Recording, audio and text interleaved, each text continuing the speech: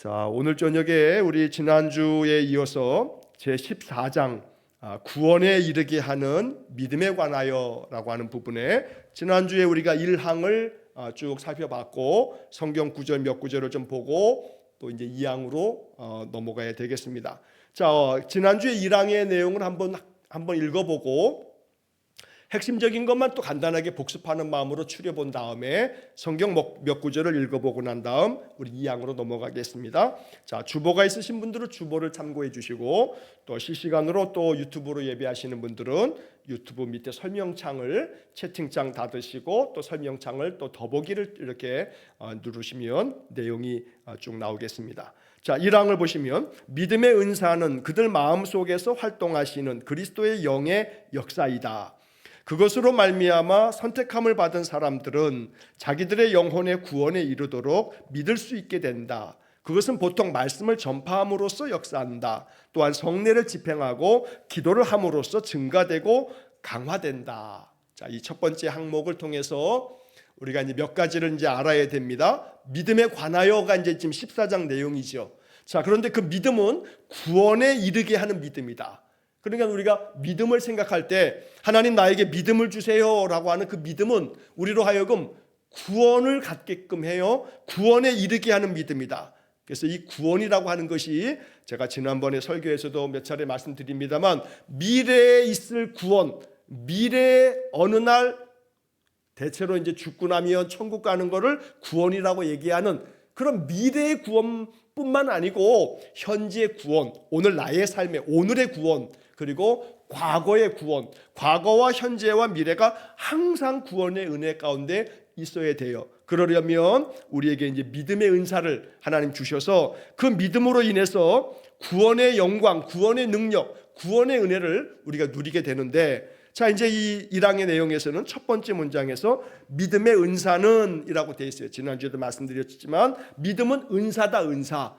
은사라고 하는 말을 영어 성경들은 기프트, 선물이라고 번역을 해놓단 말이에요. 그러니까 믿음은 선물이에요. 선물로 하나님께서 주시는 건데, 그런데 그 믿음의 은사로서 주어지는 그 믿음은 그리스도의 영의 역사다. 그리스도의 영, 성령의 역사하심으로 하나님의 믿음을 우리에게 선물로 주신다는 거예요. 그러니까 내가 내 의지를 가지고 내가 믿겠다 하고 나의 어떤 의지적인 결정이 아니라 하나님의 영이 내 안에 믿음을 선물로 주셔서 내 마음속에 하나님의 영이 활동하게 하시는 것. 그래서 지난주에 제가 그 설명을 쭉 드렸습니다. 마음속에서 활동하시는 그리스도의 영의 역사다.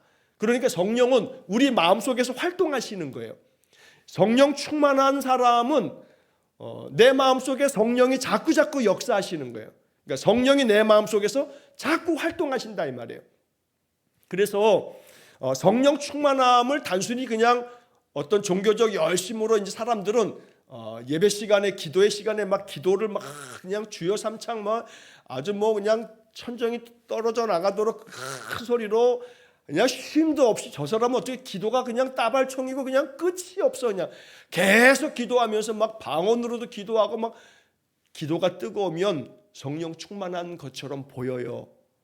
그런데 겉으로 보여지는 그런 모습이 성령 충만함과 항상 일치하는 것은 아닐 수도 있어요. 그러니까 겉모양이 성령 충만함으로 착각하면 안 돼요. 그러니까 성령 충만함은 다른 사람이 알아차리는 게 아니라 내가 알아차리는 거예요. 내가. 그러니까 다른 사람들은 내 겉모습을 보면서 저 사람 믿음 좋다 이렇게 말할지 몰라요.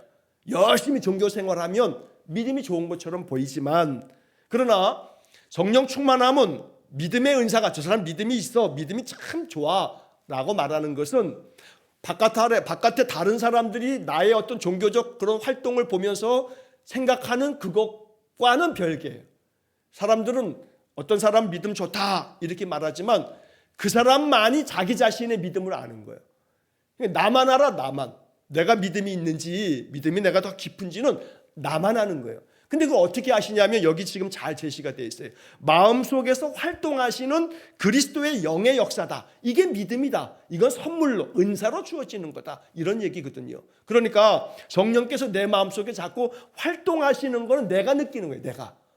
성령이 내 안에서 활동하시는구나. 쉽게 말하면 내 마음속에 하나님께서 생각을 집어넣어 주시는데 그 생각이 항상 은혜가 있어. 내가 보더라도 내 생각이 참 은혜가 있어. 그러면 내 마음속에 누가 역사하시는 거예요? 성령이 역사하시는 거예요. 요한복음 13장에서 가룟 유다에 대한 얘기를 하면서 마귀가 유다의 마음에 예수를 팔 생각을 집어넣었다고 얘기한단 말이에요. 마귀도 우리의 생각 속에 우리의 생각을 이렇게 막 지 마음대로 만진단 말이에요. 예수를 팔 생각을 마귀가 집어넣었다고 요한복음 13장에서 그렇게 얘기를 하고 있단 말이에요.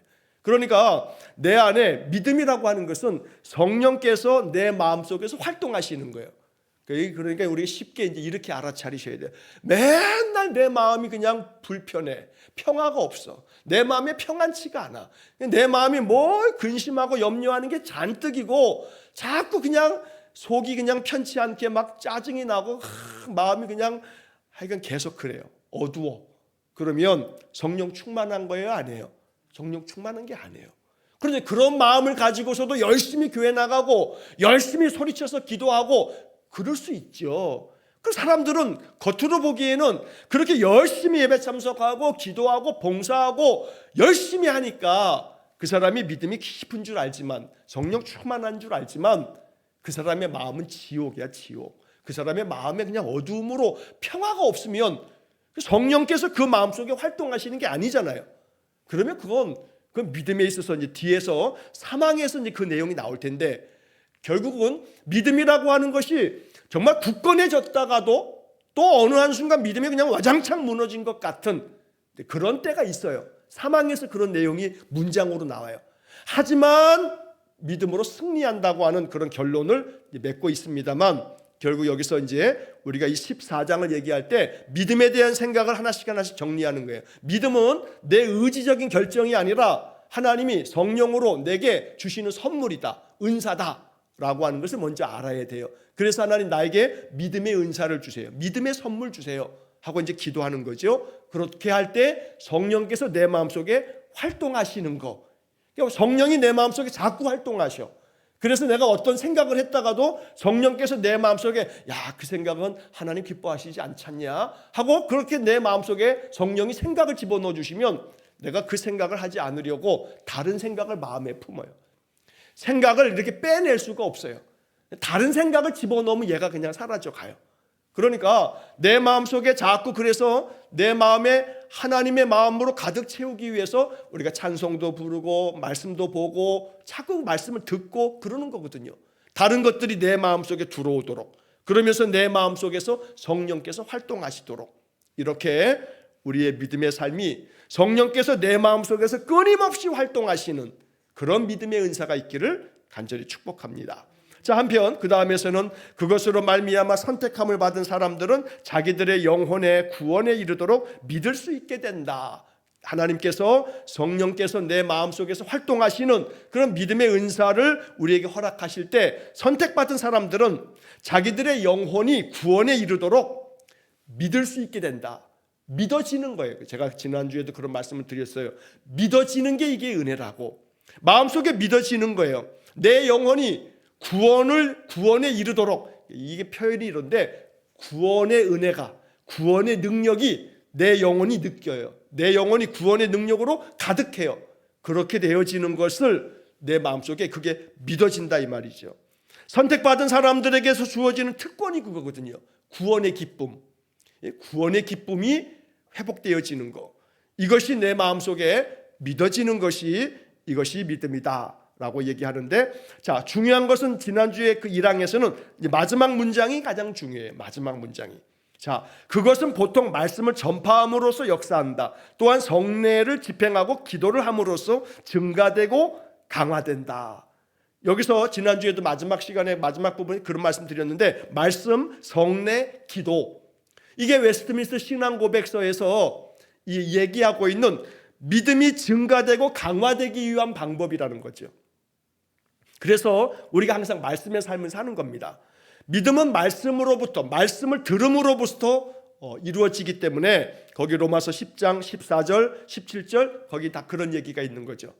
들음으로부터 믿음이 생겨지는데 그 듣는 것은 전하는 자가 있어야 듣는 거고, 전하는 자는 말씀이 있어야 전하는 거고, 그래서 결국에 가서는 말씀을 전파함으로써 믿음의 역사가 일어나기 때문에 결국 말씀 속에서 우리의 믿음이 나온다라고 하는 이야기를 하는 겁니다. 그래서 가끔씩 이제 그런 분들이 계세요. 아이고 목사님, 나는 믿음이 항상 옛날이나 지금이나 똑같아요. 내 믿음은 항상 제자리 걸음 같아요. 이런 고민을 가지고 계시는 분들이 있는데, 그분들은 더 열심히 말씀 생활을 해야 되는 거예요. 좋은 방법은 말씀을 자꾸 듣는 건데, 더 좋은 방법은 말씀을 자꾸 읊조리면서 외우는 거예요. 외우는 거. 말씀을 자꾸 암송하다 보면, 그러면 그 말씀 암송 속에 성령께서 말씀이 자꾸 내 마음속에 중간중간 수시로 말씀이 내 속에서 떠오르게 만드시면서 성령께서 말씀을 통해서 내 마음을 주장하게 하시는 그런 능력을 경험하게 돼요. 그래서 이 일항을 하면서, 이야기하면서, 복습하면서 다시 한번 여러분들에게 말씀드리는 가장 참 정말로 권면하고 싶은 것은, 말씀 생활 속에서도 특별히 한 구절을 붙들고 계속해서 암송해가는 삶을 여러분 꼭 살아가시기를 바랍니다. 이것이 내 안에 믿음이 더욱더 증가되고 강화될 수 있는 아주 좋은 방법이에요. 굉장히 중요한 방법이고요. 그래서 여러분들이 이 말씀이 믿음의 은사를 가져오는, 그런 믿음을 증가시키는, 강화시키는 그런 방법으로 몇백 년 동안의 이 웨스트민스터 신앙 고백서를 그렇게 신앙 고백했던 거죠. 또 하나는 성례를 집행하고 기도를 함으로써, 성례가 그래서 중요한 거예요. 아무것도 아닌 것 같지만 그 작은 전병과 포도주를 이렇게 마시는 것으로 그냥 끝나는 것 같이 형식적인 것처럼 보여지지만 절대 그렇지 않다는 거예요. 성례는 아무리 강조해도 지나치지가 않아요.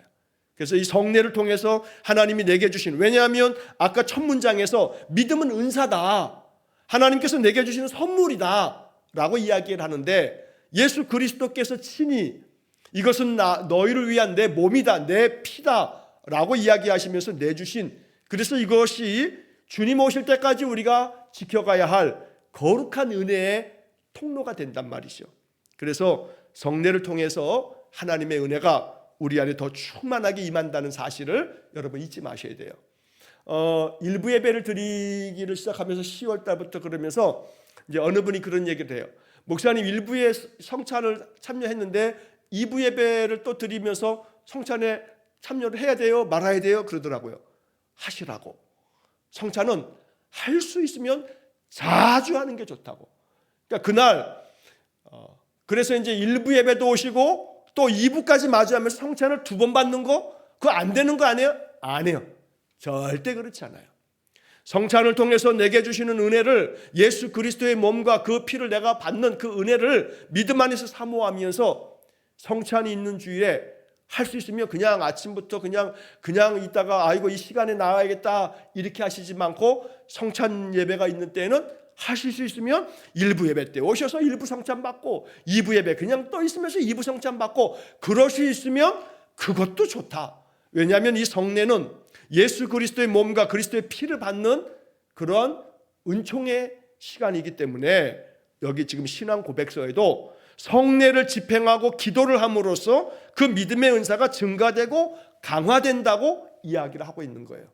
그래서 그만큼 우리의 마음속에 주님의 몸과 피, 이 성례를 통해서 성령의 임재하심을 있는 그런 믿음을 우리 고백하면서 성찬에 참여하고 있기 때문에, 가톨릭하고 개신교하고 다른 이 성례전에 대한 분명한 신학적 차이가 있어요. 그건 뭐냐면, 가톨릭은 소위 말해 이 성찬에 이 떡을 받고 이 포도주를 받는 이것이 이것 자체가 예수 그리스도의 몸이고 이것 자체가 예수 그리스도의 피다. 그래서 소위 말해서 이게 뭐라고 하냐면 화채설이라고 말하는 거예요. 수박 화채가 아니고 몸이 되어진다. 될 화자에다가 몸체자를 써서 몸이 되어진다. 그래서 그런 화채설이라고 신학교에서 그렇게 신학적으로 공부를 해요. 그래서 가톨릭은 이 작은 전병 하나하고 이 포도주가 이것이 예수 그리스도의 몸이고 이것이 예수 그리스도의 피예요. 그래서 이 가톨릭의 이제 그 미사에 참여하면서 그 영성체를 할 때 보게 되면 이 신부님들이 이제 컵에 포도주가 이렇게 있을 때 가톨릭은 우리 개신교처럼 우리 분병 분잔하는 것처럼 분잔 안 해요. 어느 교회도 어느 성당에도 분잔은 안 해요. 분잔 왜 안 하는 줄 아세요? 우리는 돌아가면서 한 잔씩 이렇게 마시잖아요. 근데 가톨릭은 분잔 그렇게 하지 않아요. 어떤 성당도요. 전 세계적으로 그렇게 안 해요. 왜냐하면 그 포도주가 예수 그리스도의 피기 때문에, 화채에서 예수 그리스도의 피가 된 거기 때문에 예수 그리스도의 피를 우리가 마시다가 조금이라도 흘리면 돼요, 안 돼요? 안 돼요. 그 포도주를 조금이라도 남기면 돼요, 안 돼요? 안 돼요. 그렇기 때문에 이 가톨릭에서는 더러는 어떤 성당에 가게 되면 포도주를 나누지 않아요. 그냥 전병만 줘요. 입에다 이렇게 넣어줘요. 그러기도. 또 더러는 이게 떨어뜨리거나 어떻게 하거나 그럴까봐 입에다 넣어주는 이유는 그것 때문에 그래요. 사제가 하나씩 들고 입에다 넣어줘요. 그러는 이 성당들도 있고요. 그리고 우리가 일부 예배 때는 그렇게 합니다만 찍어가지고 그렇게 넣어주기도 하고요. 그리고 포도주는 이 성도들이 다 각자 자기의 잔으로 마시지를 않아요. 그리고 나중에 이제 여기 이제 잔에 있었던 것도 사제가 신부님이 이렇게 성례전 다 전병을 다 나눠주고 난 다음에 그다음에 그것을 다 신부님만 다 마시고 난 다음에 거기에 이제 하얀 그 면 수건으로 그 안에를 깨끗이 싹 닦으세요. 그렇게 해서 딱 이렇게 그게 이제 예식으로 딱 그렇게 굳어져 있어요. 딱 정해져 있어요. 왜냐하면 이 성례가 예수 그리스도의 몸이요 예수 그리스도의 피가 된다. 화채설을 믿기 때문에 그래요. 그러나 우리 개신교회는, 우리 장로교회는 영적 임재설 이렇게 말해요. 그러니까 성령께서 이 성찬의 자리에 임재하신다라고 하는 영적 임재설을 이야기하는 게 이제 개신교회 또 우리 장로교회의 이 성찬에 대한 이제 신앙 고백이에요. 그래서 우리는 더러는 이 포도주가 마시다 보게 되면 어떻게 하다 보면 이렇게 흘리기도 하고 그것 자체가 예수의 피라고 얘기하지는 않아요. 우리는 이것을 마시면서 성령께서 임재하셔서 이것을 통해서 예수 그리스도께서 내 안에 임재하여 주심에 대한 믿음의 고백을 가지면서 참여하게 되는 거죠. 그래서 이 성찬은 우리의 믿음을 더욱더 증가시키고 강화시키는 그런 특별한 은총으로 하나님께서 주신 것이기 때문에 이것이 우리의 믿음을 더욱더 강화시킨다. 또 그다음에 마지막으로는 기도를 함으로써 그리하다. 기도를 통해서 우리의 믿음이 강화되고 증가된다 하는 이야기를 하고 있습니다. 자, 성경의 구절을 한두 가지만 좀 보고 그 다음으로 넘어가도록 하겠습니다. 거기에 보면 아까도 말씀드린 것처럼 로마서 10장 14절 17절의 말씀을 제가 한번 읽어드리겠습니다. 로마서 10장 14절에 보면 그런즉 그들이 믿지 아니하는 일을 어찌 부르리요 듣지도 못한 일을 어찌 믿으리요 전파하는 자가 없이 어찌 들으리요 17절에 그러므로 믿음은 들음에서 나며 들음은 그리스도의 말씀으로 말미암았느니라. 아까 말씀을 드렸던 성경 구절이 여기 그대로 있는 겁니다. 자, 믿음은 들음에서 나며 들음은 그리스도의 말씀으로 말미암는다. 그래서 말씀으로 인해서 우리의 믿음의 은사가 더욱더 강화되고 증가된다. 그래서 자꾸 말씀을 듣는 것이 이것이 아주 우리의 믿음이 강화되어지는 그런 중요한 방법이라고 알려주고 있습니다. 또 베드로전서 2장 2절에 이런 구절이 나와요. 갓난아기들 같이 순전하고 신령한 젖을 사모하라. 이는 그런 말미암아 너희로 구원에 이르도록 자라게 하려 함이라. 여기 베드로전서 2장 2절의 마지막 부분에 너희로 구원에 이르도록 자라게 하려 함이라. 자라는 거, 우리의 믿음이 자라나는 거, 그러기 위해서 순전하고 신령한 젖을 사모하라. 이렇게 이야기를 하는데 그 신령한 젖은 하나님 말씀이에요. 그래서 그 말씀을 정말 사모함으로써 그 말씀을 통해서 우리의 믿음이 구원에 이르도록이라고 하는 이 부분도 이렇게 이해를 하는 것이 좋아요. 과거와 현재와 미래가 언제나 구원의 능력 속에서 살아가도록 그 믿음이 자라나야 된다 하는 얘기를 하는 거죠. 그러니까 여기 베드로전서 2장 2절은 자라게 하려 함이라. 이 자라는 거예요. 믿음이 자라야 되는 거예요. 여기 우리 신앙고백서에 나와 있는 표현으로 한다면 증가되고 강화된다. 그래야 되는 거죠. 그러니까 내 믿음이 점점 증가돼야 돼요. 더 강화돼야 되고 그러기 위해서 말씀과 성례와 기도를 이 신앙고백서에서 제시하고 있어요. 베드로는 무엇보다 사모하라 라고 하는 그런 이야기를 하면서 자라야 된다라는 이야기를 하고 있습니다. 사도행전 20장 32절의 말씀에 보면 이런 얘기가 나와요. 지금 내가 여러분을 주와 및 그 은혜의 말씀에 부탁하노니 그 말씀이 여러분을 능히 든든히 세우사, 그 말씀이 여러분을 능히 든든히 세우사 거룩하게 하심을 입은 모든 자 가운데 기업이 있게 하시리라.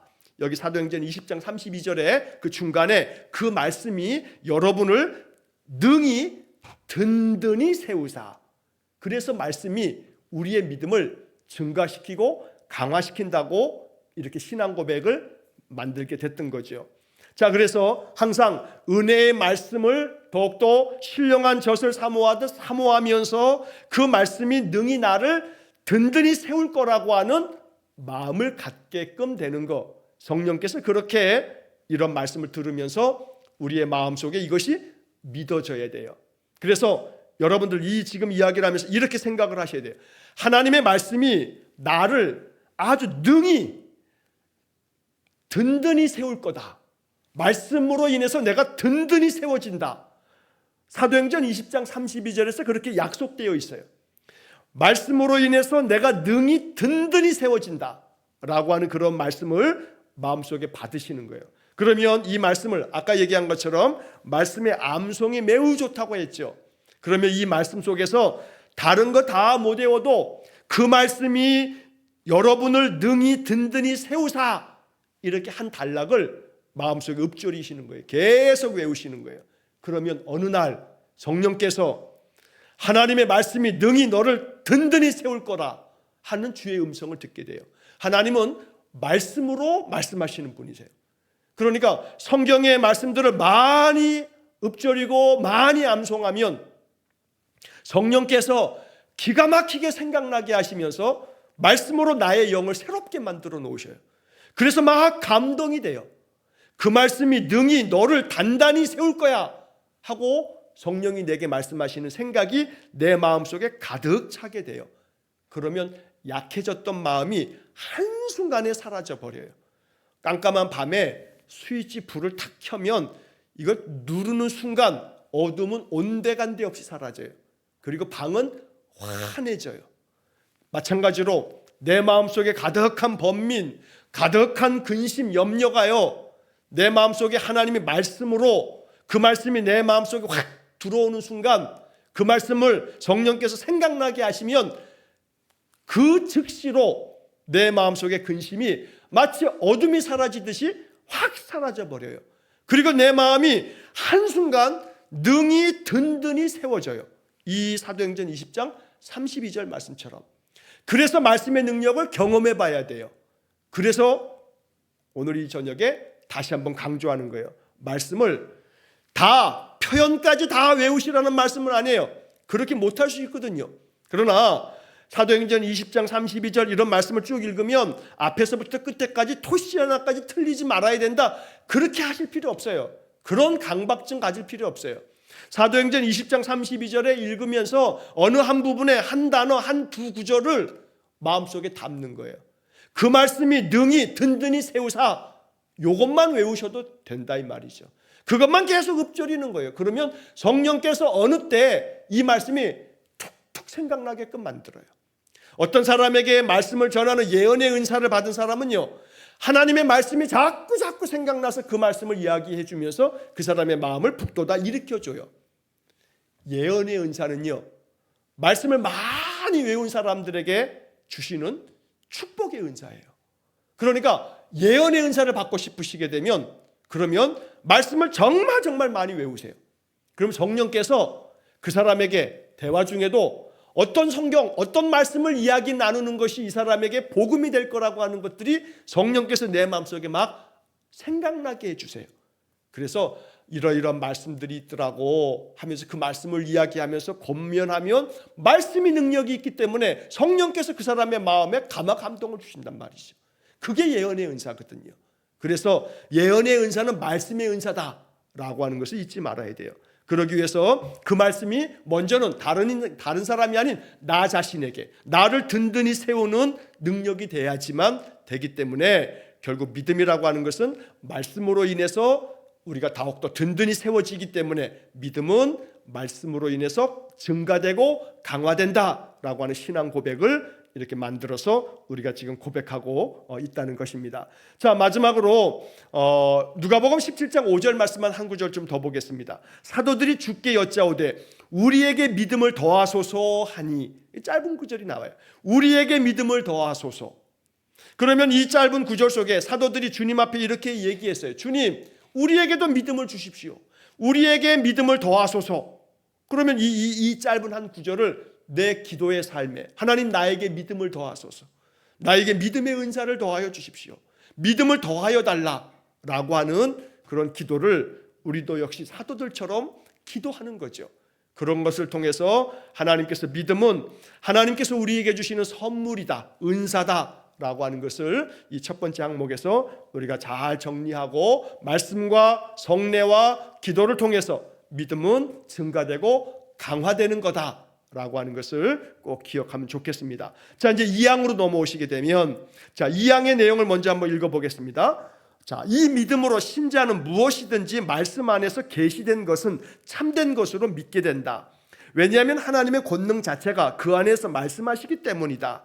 그리고 각 구절에 포함되어 있는 내용에 따라서 각각 다른 모양으로 역사한다. 때로는 계명에 복종하고 때로는 경고에 대하여 두려워한다. 그래서 이생이나 내생을 위한 하나님의 약속을 받는다.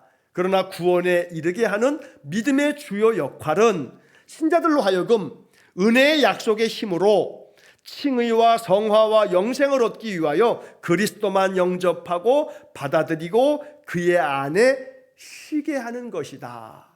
자, 이런 문장이 나와요. 더러는 좀 중간에서는 좀 어렵게 표현된 문장이 있습니다만, 마지막 부분의 마지막 문장은 참 너무나 귀한 말씀이에요. 마지막 문장만 한번 다시 보시면, 그러나 구원에 이르게 하는 믿음의 주요 역할은, 믿음이라고 하는 것이 이런 역할을 하는 거예요. 믿음의 주요 역할은 신자들로 하여금 은혜의 약속의 힘으로, 그러니까 하나님께서 은혜로 주신, 은혜가 선물이 있거든요. 값없이 주신 선물이 은혜예요. 자, 은혜의 약속의 힘, 이렇게 되어 있는데, 하나님께서 나에게 거저 값없이 선물로 주신, 은혜로 주신 그 약속이 힘이 있어요. 그 약속이라고 하는 게 말씀이기도 하죠. 자, 하나님이 주신 약속은 나에게 은혜로 주어진 거예요. 근데 그 약속은 힘이 있어요. 자, 그래서 신자들로 하여금 하나님이 주신 그 약속의 힘으로 인해서 뭘 얻게 되냐면 칭의를 얻게 되고 성화와 영생을 얻기 위해서, 그 다음에 뒤에 문장이 나오는데, 결국 믿음의 주요 역할은 우리를 의롭다 칭함을 받는, 의로워지는, 그리고 거룩해지는, 지지난주까지 우리가 성화에 대한 이야기를 여러 주에 걸쳐서 얘기했는데, 거룩해지게 되고 또 영생을 얻게 된다는 거예요. 자, 여기서 믿음의 주요 역할은 칭의, 성화, 이건 앞에서 우리 칭의에 대하여, 성화에 대하여 이 얘기를 그동안에 쭉 해왔습니다. 여기 마지막 부분에 한 가지, 영생을 얻기 위하여, 이렇게 말하고 있어요. 그러니까 믿음의 주요 역할은 영생을 얻는 데 있어요. 칭의, 성화, 영생을 얻는 거예요. 이 영생이 항상 우리가 죽으면 가는 저 천국, 그래서 영원히 살아가는 거, 이렇게 이 영생을 미래의 어느 한 시점부터 시작되는 것이라고 생각하면 안 된다, 이 말이에요. 믿음의 주요 역할은 영생을 얻게끔 하는 거예요. 오늘 나의 삶에서.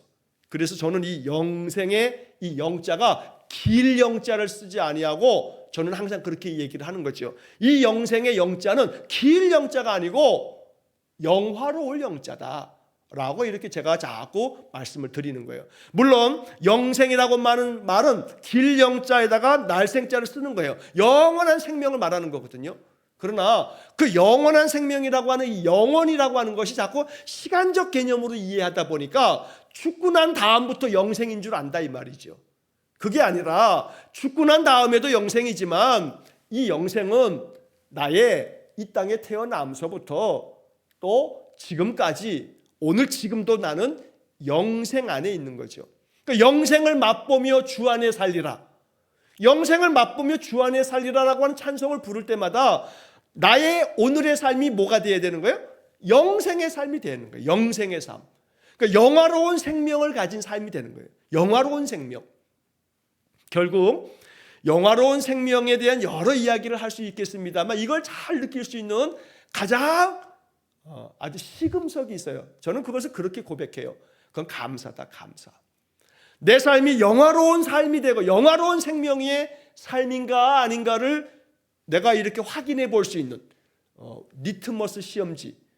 아이들이 이렇게 초등학교 때 과학 시간에 이렇게 종이 같은 하나를 갖다 이 리트머스 시험지라고 하는 건데 그거를 어떤 용액에다 딱 담으면 이게 알칼리성이냐 아니면 산성이냐 이걸 딱 집어넣으면 빨간색으로 바뀌거나 아니면 파란색, 보라색으로 바뀌거나 그러면 이제 요 색깔에 따라서 이건 산성이다, 이건 알칼리성이다 이런 것들을 구분해 주는 게 리트머스 시험지인데 감사가 그런 거예요. 감사가 나의 영이 영생의 은혜를 가지고 살아가고 있는가라고 하는 것의 이 리트머스 시험지는 뭐냐면 내가 지금 영생의 은혜를 누리고 산다.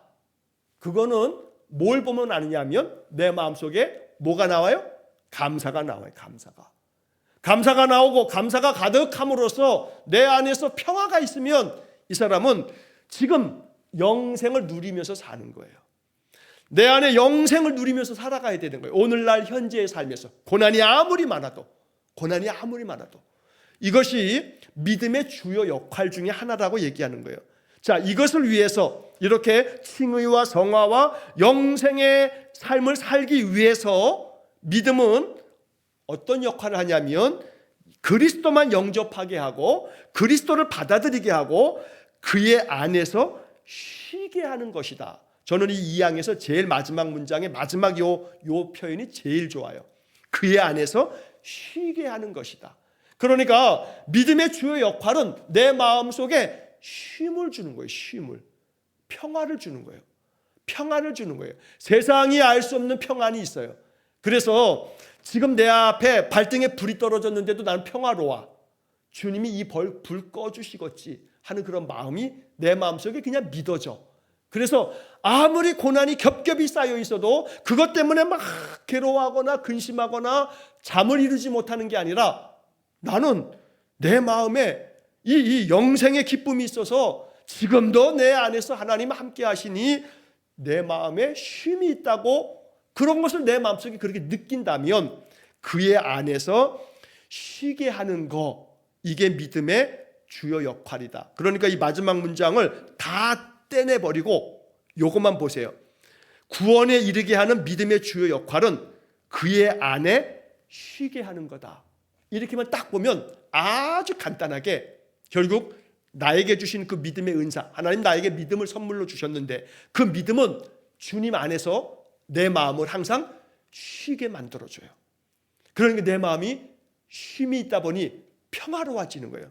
세상이 알 수 없는 평안, 세상이 줄 수도 없는 평안, 그 평안이 나에게는 있다 이 말이에요. 그래서 예수 믿으면 뭐가 좋은데 돈이 나와 떡이 나와 그러면 예수 믿으면 내 마음이 평화로울 수 있어. 난 예수님 믿으면서 내 마음속에 세상이 알 수 없는 세상이 줄 수 없는 평안을 누리면서 살아 라고 이렇게 누구에게라도 담대하게 이야기해 줄 수 있는 사람이라면 아마 그 사람이 그 얘기를 듣고 궁금해질 거예요. 평안하다고 평화롭다고 그 마음을 내 마음속에 가득 채우며 살아가는 믿음의 용사가 될 수 있기를 축복합니다. 그러니까 이 2장에서는 앞에 걸 설명드리겠습니다만 앞에 건 뭐 구구하게 여러 가지 좀 말을 좀 어렵게 만들어 놨어요. 뒤에 게 더 쉬워서 제가 지금 뒤에 것부터 설명을 드리는 거예요. 믿음의 주요 역할은 그 안에서 쉬는 거다. 쉬는 거. 평화가 있는 거예요. 쉼을 얻는 거예요. 그래서 믿음이 좋은 사람은 이 사람은 아주 태평스러워. 마음이 언제나 평화야.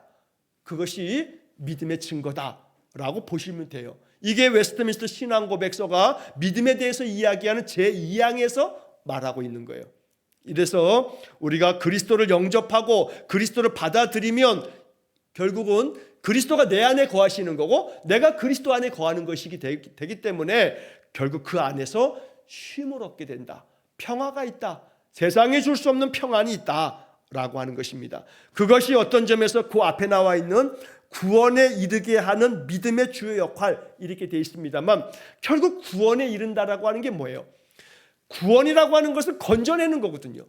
건져내는 게 구원인데 내가 염려하고 있는 데서 염려 가운데서 구원이 뭐예요? 염려로부터 나를 건져내시는 거예요. 염려가 사라지면 나 구원받은 거 아니겠습니까?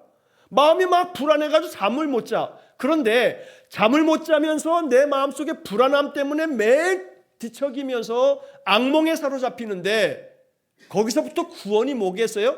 평화롭게 자는 거죠. 아주 누가 나를 그냥 업어가도 모를 만큼 그렇게 내가 잠을 잘 수 있다면 이것은 내 마음의 염려와 불안과 두려움이 다 사라지면서 내 마음 가운데 마음도 몸도 주 안에서 쉼을 얻는 그런 은혜를 얻는 것, 이것이 구원 아니겠습니까?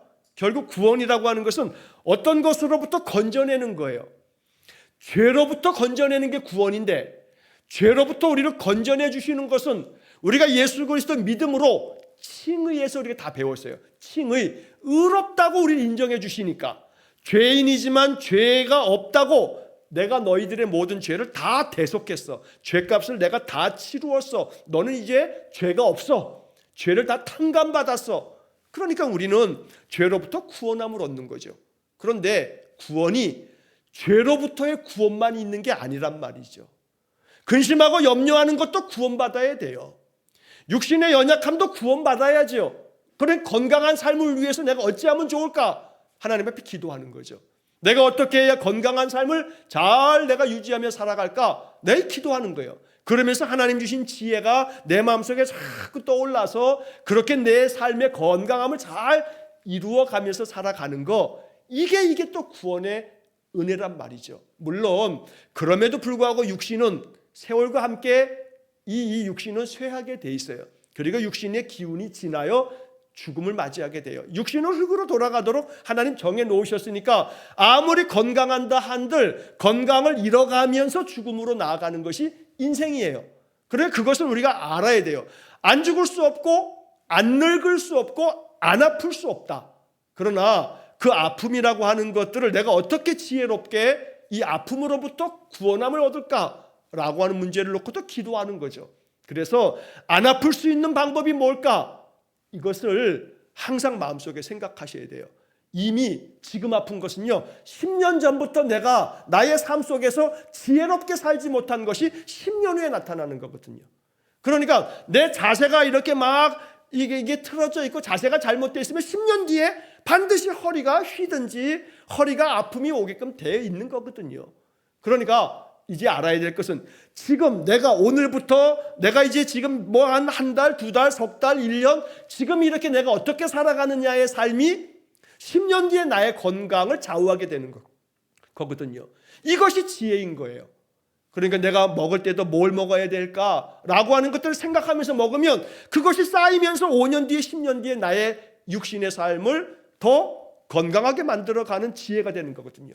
이런 지혜로운 마음으로 자기의 몸을 잘 돌아보는 것이 몸의 이 육신을 가지고 앞에 그 이생이나 내생을 위한 그런 말이 나옵니다만 이생에서 내가 육신을 가지고 살아가 있는 이 삶에서 내 몸의 구원이라고 하면 나의 몸을 위해서 어떻게 하는 것이 가장 지혜로움인가 라고 하는 것을 잘 알고 그렇게 잘 준행해 가는 것, 이것이 이 생에서의 몸의 구원이다 이 말이죠.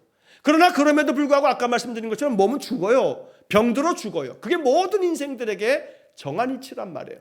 그러니까 그건 그것대로 받아들이되 담대하게 받아들이되 내 몸의 이 생에서의 내 몸의 구원도 항상 지혜롭게 기도하면서 하나님께 물으셔야 돼요. 그리고 나의 삶의 모든 영역에서 구원은 모든 영역에서 이루어져야지 죄로부터의 구원 이것만 얘기하면 안 돼요.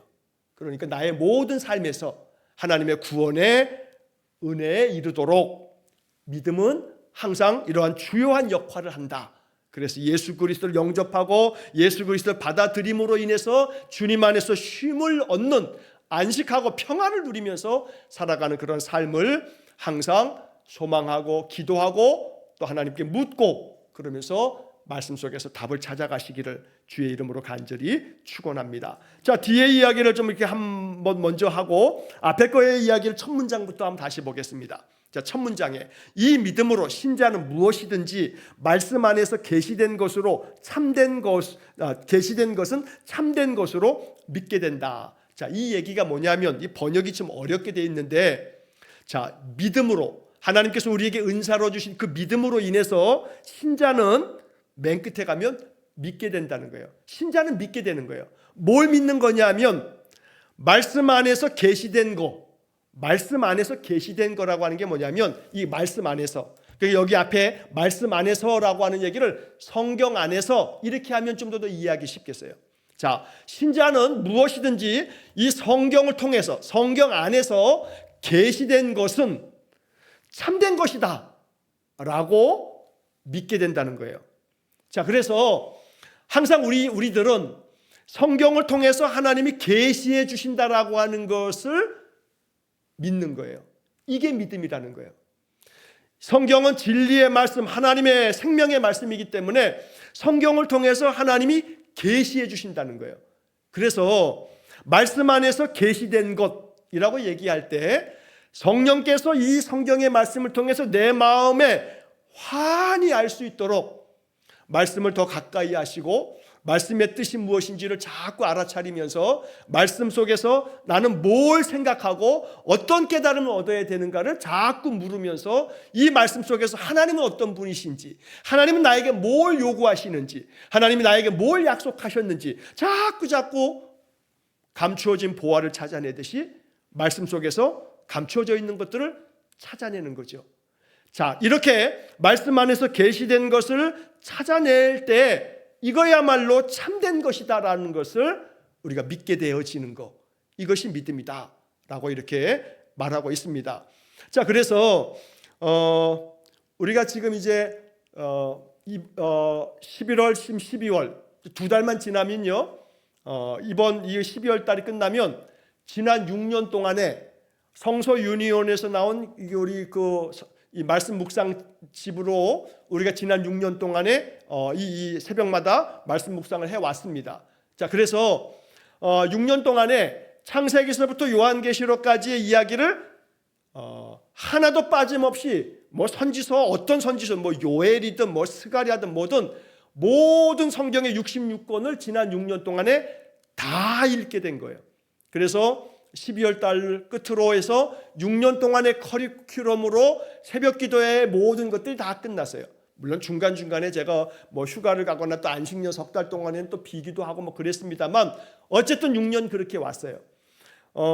지난 여러 주 전에, 한두 달 전에 제가 지난 5월 달쯤일 겁니다. 5월, 6월 달에 요한계시록이 매일 성경에 있었기 때문에 내년도에는 요한계시록을 제가 쭉 진행을 하겠다고 말씀을 드린 바가 있어요. 수요일 날도 한번 말씀드린 적이 있었는데 요한계시록을 하게 되게 되면 요한계시록만 계속 해야 돼서 제가 그걸 조금 조정을 하기로 했어요. 왜냐하면 12월 달을 끝으로 해서 신구약 성경 전체를 새벽 기도회 때 한번 쫙 우리가 말씀을 듣는 시간을 갖게 됐거든요. 그런데 매일 성경이 2026년서부터 새로운 책이 하나 나왔어요. 그게 뭐냐면 지금까지는 매일 성경의 성경 본문 텍스트가 개역개정 성경으로만 나왔어요. 책이 개역개정 성경으로만 이 매일 성경 묵상책이 나왔는데 2026년서부터 세번역 성경으로 이 매일 성경이 우리 큐티 책이 또다시 이제 새롭게 출간이 되게 됐어요. 자, 그래서 요한계시록에 대한 이야기는 한 텀을 더 하고 난 다음에 요한계시록을 아마 그때서부터 요한계시록을 아마 한 뭐 1년 넘도록 이제 하려고 생각을 하고 있어요. 자, 그래서 이 26년도 1월 달서부터 다시 이 세번역 성경으로 되어져 있는 매일 성경 이 책으로 6년 동안에 또 한 번 더 새벽 기도회를 진행하려고 그래요. 그렇게 되면 최소한 우리 일산은광교회 성도들은 지금까지 6년 동안 새벽 기도회 쭉 우리 이렇게 말씀 속에 살아왔던 분들은 신구약 성경의 어느 한 부분을 빠뜨리지 아니하고 한 번씩 다 묵상하면서 왔는데 한 번 더 26년서부터 해서 또 앞으로 6년 동안, 그러나 32년까지 되겠죠. 6년 동안에 한 번 더 세번역 성경으로 이제 우리가 신구약 성경을 다시 한번 새벽 기도회 때 전체를 한번 훑고 난 다음에, 그러면 이제 두 번 성경을 전체적으로 한번 이제 말씀의 설명을 쭉 들으면서 말씀을 들었기 때문에, 그리고 난 다음에 이제 요한계시록을 나머지 기간 동안에 뭐 한 절, 두 절, 석절 뭐 이렇게 아주 짧게 나누어 가지고 요한계시록을 아마 굉장히 길게 요한계시록만 이제 새벽에 쭉 진행하게 될 겁니다. 그렇게 요한계시록을 조금 조정을 좀 하기로 했습니다. 자, 여기 지금 말씀 안에서 계시된 것은 참된 것으로 믿게 된다는 얘기에서 계시라고 하는 것이 나오는데, 우리가 지금까지 이제 12월까지 해서 한 번을 전체적으로 이제 묵상했기 때문에 26년도 새해서부터는 새벽 기도회 때 계시에 초점을 맞추어서 이제 모든 성경의 이야기를 여기서 뭘 발견해야 되는가, 그래서 본문에 대한 이야기 설명을 제가 가급적 이제 줄이려고 합니다. 왜냐하면 지금은 제가 새벽 기도회 때 본문을 쭉 읽게 되게 되면 그 본문에서 어느 거는 어떤 거다, 어떤 단어가 있다든지 어떤 것이 있으면 역사적인 어떤 그런 배경이라든가 또 단어 설명이라든가 문장 설명들을 쭉 해서 1절부터 20절까지 한다 그러면 제가 1절부터 20절까지를 쭉 순서대로 설명을 하면서 이렇게 새벽 기도회를 진행했는데, 새해서부터는 이제 그렇게 안 합니다. 왜냐하면 한 번을 다 들어왔기 때문에 이제는 세번역 성경으로 이제 다음에 두 번째 텀 되는 창세기서부터 이제 계시록까지 66권을 또 한 번 이제 6년 동안 진행할 때는 그 본문을 한번 쫙 읽고 본문에서 감추어져 있는 것, 요것을 계시의 말씀으로 이걸 봐야 됩니다라고 한두 가지 중요한 포인트들을 잡아내는 그런 훈련을 하게 될 겁니다. 자, 그래서 전체적인 본문의 스토리는 제가 요약해서 이런 얘기입니다 라는 얘기로만 딱 끝내고, 요 이야기 중에서 요 말씀에서 여기 지금 말씀 안에서 계시된 것, 계시를 찾아낼 줄 알아야 됩니다. 그래서 계시는 감추어져 있는 것을, 덮여져 있는 것을 들추어냄으로써 안에 있는 것들을 발견하게 되는 게 이게 계시거든요. 그래서 우리가 이 성경의 모든 이야기는, 이건 성경은 계시의 책이거든요. 그러니까 모든 이야기를 그 속에 담겨져 있는 계시가 뭐냐라고 하는 점에 초점을 맞추어서 이제 다음 26년도 1월 달서부터 앞으로 6년 동안은 모든 성경을 계시의 관점으로 이 구절에서 계시된 것이 이것이다 라고 하는 것을 찾아내는 그런 말씀 훈련을 이제 새벽마다 이어가게 될 겁니다. 자, 그래서 이 첫 번째 문장에 계시라는 얘기가 나와서 지금 이제 새벽 기도에 대한 그런 설명을 좀 길게 드렸습니다. 자, 한번 다시 이 첫 문장만 말씀을 드리고 오늘은 마치고, 그다음 다음 주에 그 중간에 있는 이야기하고 아까 그 맨 끝에 부분에 대한 것들을 다시 한번 정리하도록 하겠습니다. 자, 첫 문장만 한 번만 다시 한번 보시면, 이 믿음으로 신자는 무엇이든지 말씀 안에서 계시된 것은 참된 것으로 믿게 된다. 믿게 되는 거예요. 믿어지는 거죠. 뭐냐면 말씀 안에, 성경 안에 계시된 것이 참되다라고 하는 것을. 그러니까 이 성경 안에 계시된 것이 가득한 거예요. 그래서 아니 이 구절에서 어떻게 하나님은 뭘 계시하고 계시나라고 하는 것을 찾아내는 그러한 믿음이 있어야 되는 거죠. 믿음은 그러한 모든 말씀 안에, 성경 안에 계시된 것이 무엇인지를 알게 되고 이것이 참되다라고 하는 것을, 이게 진리라고 하는 것, 진실하다는 것을 알게 되는 게 그게 믿음이다. 그래서 언제나 우리가 성경을 통해서 하나님이 계시하시는 그 뜻을 발견하면서 계시를 알므로써 우리의 믿음이 증가되고 강화되고, 이것이 믿어짐으로 말미암아 맨 뒤에 문장, 그의 안에서 쉬게 하는 것이다. 그래서 우리 안에 믿음으로 인해서 참된 평안이 가득하고 구원의 능력이 충만한 그런 삶을 살아가시기를 주의 이름으로 간절히 축원합니다. 기도하겠습니다. 자비로우신 아버지 하나님, 믿음에 관하여 기록된 이 웨스트민스터 신앙 고백서를 통해서 우리의 믿음이 다시 정리되고 다시 확인되고 다시 증가되고 강화되기를 원합니다. 말씀을 통해서, 성례를 통해서, 기도를 통해서 내 마음속에서 활동하시는 성령의 역사가 더욱 충만해지기를 원합니다. 그래서 늘 말씀 속에서 계시되어진 그 하나님의 선하신 뜻이 참된 것임을 마음에 믿게 하시고 믿어지게 하시고, 이를 통해 그리스도 안에서 쉼을 얻는 참된 평화가 있게 해 주옵소서. 믿음으로 말미암아 구원의 능력, 구원의 기쁨, 구원의 영광이 충만한 삶을 살아가도록 우리 모든 성도들에게 은혜를 내려 주옵소서. 사도들이 제자 주님께 여쭙고 요구했던 것처럼 하나님, 우리에게 믿음을 더하여 주옵소서. 예수님 이름으로 기도하옵나이다. 아멘. 우리 구주 예수 그리스도의 은혜와 하나님 아버지의 극진하신 사랑과 성령의 교통하심이 날마다 내게 주시는 믿음의 은사를 통해 그리스도를 더 깊이 알고 그리스도 안에서 쉼을 얻으며 참된 영광의 삶을 살아가기를 간절히 소원하며 기도하는 머리 숙인 귀한 성도들 위해 영원토록 함께 하시길 축원하옵나이다. 아멘.